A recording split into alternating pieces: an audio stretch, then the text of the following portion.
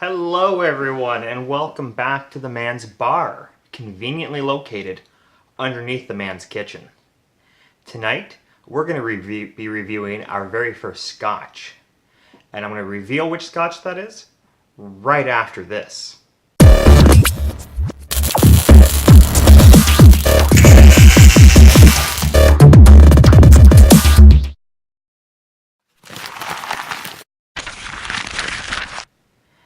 And we're back. Before I reveal tonight's scotch, I encourage everybody to follow me on Instagram, Twitter, and Facebook.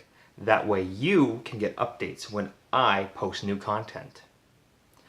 Alright, and I'd also encourage you to click the subscribe button and ding the bell icon. That way you actually get notifications from YouTube when I post new content. Also, if you wouldn't mind one more thing, clicking the like button for this video, and potentially even leaving me a comment to let me know what you think of the video and today's topic. Te Bheag. Although, as me and my friends have been saying for the past week, Te Bheag. Because it's phonetically pronounced Te Bheag, but it's Gaelic, and it is pronounced Te Bheag. Te Bheag is Gaelic for little one, and it's made on a little isle just off the coast of Scotland, I guess. And I'm Scottish, so I should know this stuff, but I don't. Now, Te Bheag is a blending house. They do not operate their own distillery. So what they do is they get a bunch of different single malts, blends, whatever. They get a bunch of different scotches. What they get's a secret. They blend it to make this fun and unique taste. So I did not, in the last two videos I told you I pre-read the tasting notes, and I'm going to tell you if I think it lives up to the notes. I didn't do that this time. I actually dug out one of my old wine books that had how to properly taste, because it's been a while for me, and I filled out a wee bit of a tasting ledger for it. And I did that the other night, so I actually studied. So I'm going to pour up a glass. You'll notice that it has a cork. It's a real cork too, it's not synthetic. There's a mild smell of the product on it.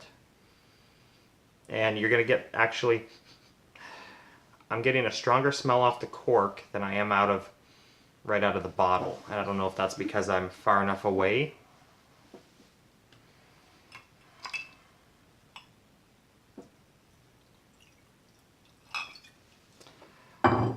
Alright, so I just made myself a nice little pour here, again using the round ice cubes. This one busted open as soon as it hit the glass. Now this is 40% alcohol by volume, or 80 proof, and it comes in a 700 milliliter bottle. Now its appearance is clear, honey amber, turning to a translucent rim. That is how I would describe the color of this. On the nose,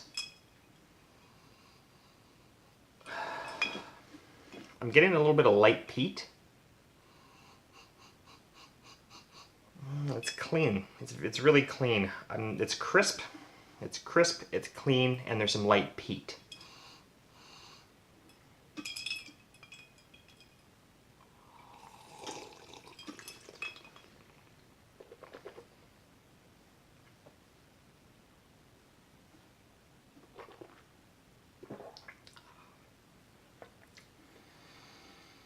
I just got a shiver down my whole body as I swallowed that. What I will tell you is that it's simple, and I'm getting a taste of straw and grass to go along with a little bit of light earthiness. Again, if I were going to compare this to a wine, like I did last week with the Maker's Mark, and I compared that to a white, I would also say that this is much more like a white. Pairing for food, I would opt towards chicken and fish.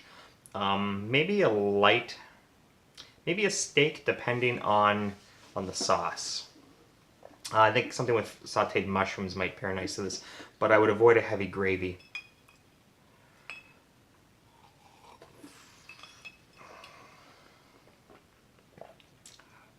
Not really getting any burn from the alcohol, more just of a general warmth. And that general warmth is coming down. I can feel it all the way to the pit of my stomach. But there's no burn, just a very good warmth. So, like always, we're going to sit this down. We're going to move on to our second glass. Okay, now that we've tried it as scotch on the rocks, and we're going to let it sit there and open up for a few minutes while we move on to our next tastings, I have a second glass poured. This time the ice cube didn't break.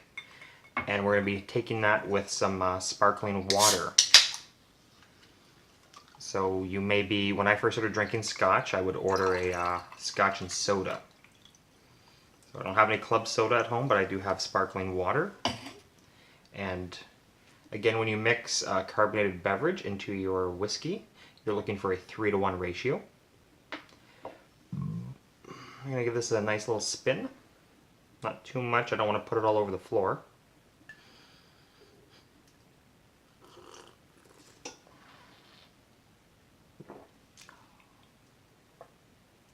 It's good. It's good this way. It's got a nice, the scotch really sits in the driver's seat. Scotch is definitely up front. I'm getting the sparkling water more on the finish. It takes a little bit of the heat away.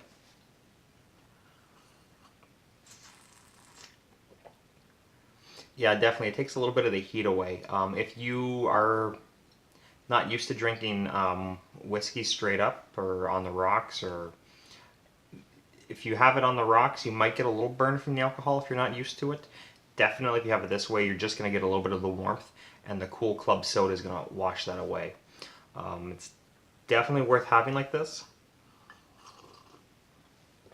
I could definitely see knocking these back in the afternoon. A day off, doing some gardening even. This could be just as easily as a go-to drink as a beer could be on a day like that.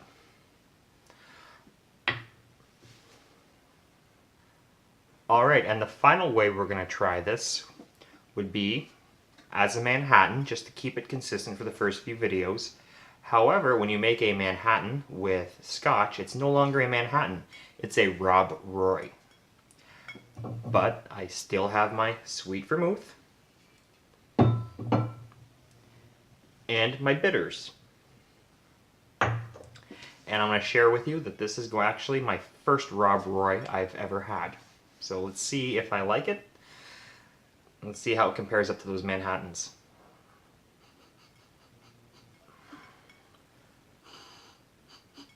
I smell cinnamon on the start. Not like true cinnamon that you bake with, but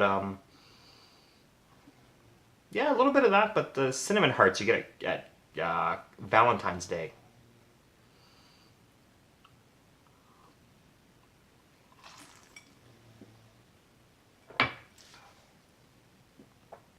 I'm getting that whole body tingle again right after I swallow it. It's a lot more rounded off in the flavor. There's no astringency to it at all. It's very, it's almost buttery in its mouthfeel. Very buttery and almost like I just put velvet in my mouth. And I'm back. And what just happened? I don't know. It stopped recording just after I got done telling you how much the Rob Roy feels like I just put velvet in my mouth.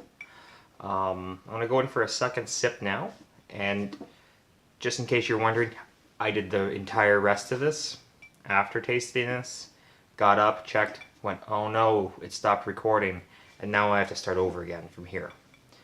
Not a huge deal, although this is getting a little bothersome. Second week in a row this has happened.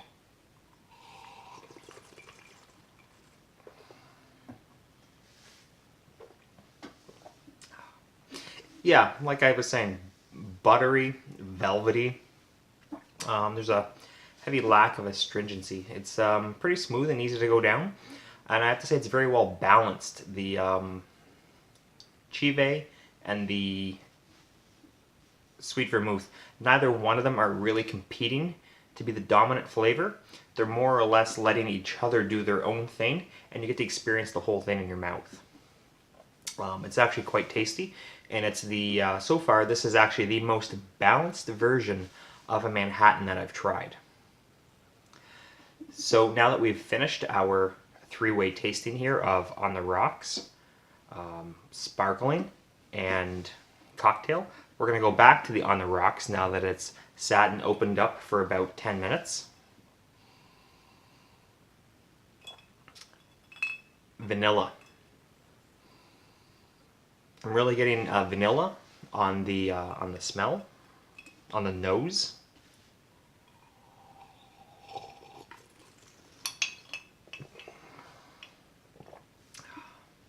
The water's taking over a bit. The ice cube is about 30% melted, and I'm getting a lot of the water from the ice cube at the tongue.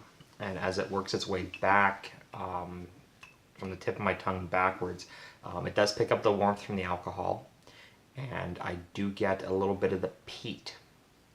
I get a lot more of the peat now than I did before it had a chance to open. Now they say that smoke and peat are some of the predominant flavors in Scotch. And I'm not getting any smoke here. I'm not. If there is, it's very subtle, and I don't detect it. And if it would be subtle enough that maybe I can't detect it after having that Rob Roy. Maybe that has overpowered my palate. But right now, I do get that peat, and I do actually enjoy this. So now we're going to cut away from me to me giving you the scorecard. We're going to show up all three whiskeys that we've done so far, the Canadian Club, Maker's Mark, and Te Bheag. We're going to show them to you ranked in order from best to worst. And here we go. All right, here's the scorecard. And I guess I've been saying it wrong even still. I guess it's Te Bheag. I've been saying Te Bheag all video. It's Te Bheag. So the score I gave it on the rocks would be a 7 out of 10. I feel that that's a pretty solid score for it. It's very easy to drink. As a pop mixer in that category, we did it with the sparkling lime water. I again give it a 7 out of 10. It's very light and refreshing, which is not something that I generally associate with whiskeys.